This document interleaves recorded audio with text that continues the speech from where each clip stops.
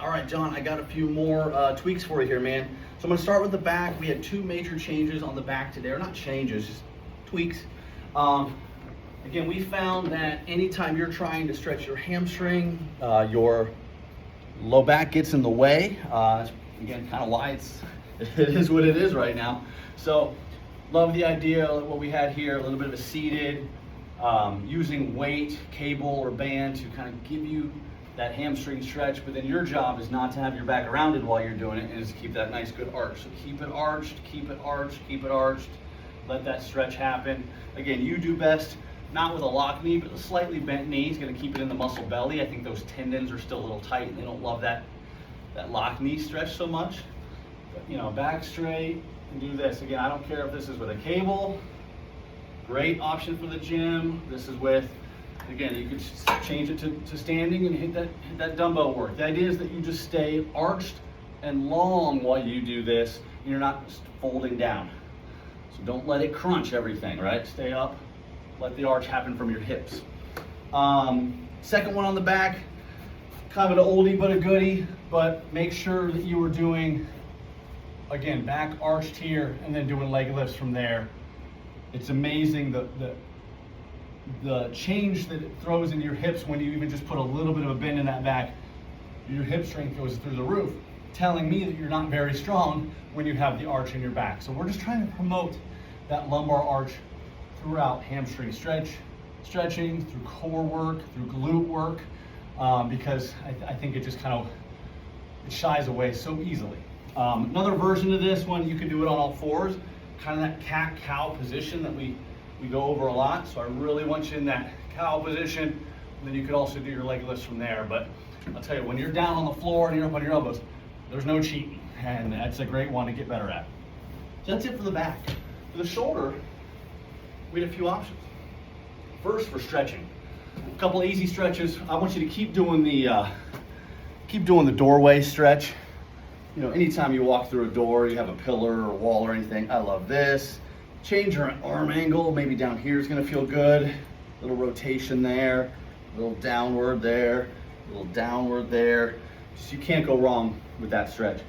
And then what we also want to add is to throw that neck stretch in there. So we're going to pull this away, and then any shoulder work you want to do across the body, rotation work, full lifting, full stretching. We're trying to separate the shoulder and the neck. They're a little too friendly with each other, and every time you try to lift something with that shoulder, you go right into that neck work. So hold this away so it can't cheat, can't help, and just get better at shoulder movements that way. You can add some weight and do, you know, rotations with that as well.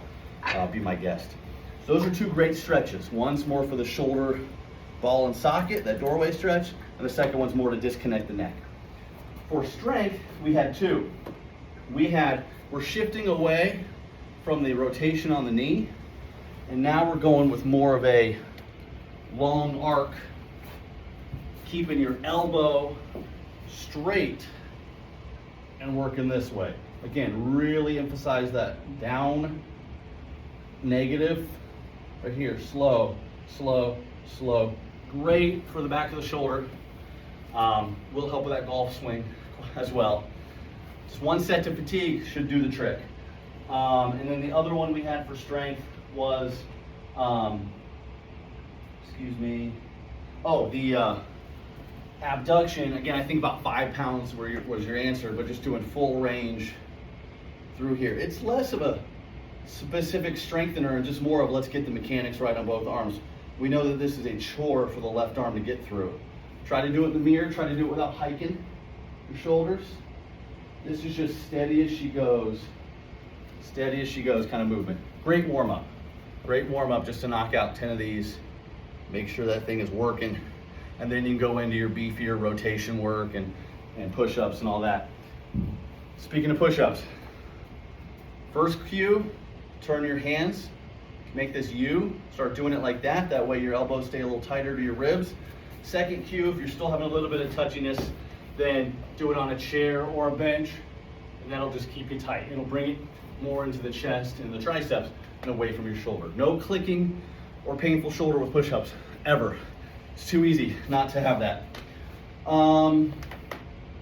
think that's really it, man. So shoulder, again, two stretches, the doorway and adding the neck, two strengths, the long axis. You can do this one with a cable as well, like we did in here, or with a dumbbell. And then full range of motion here.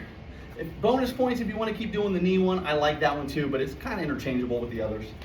And then tweak your push-ups. I think that'll help you a lot. I think that's pretty much it, man. Just again, you're in charge of your sets, your reps, your frequency, your timing. But I'm really hoping, I think you can knock out, this is what, about 6 moves.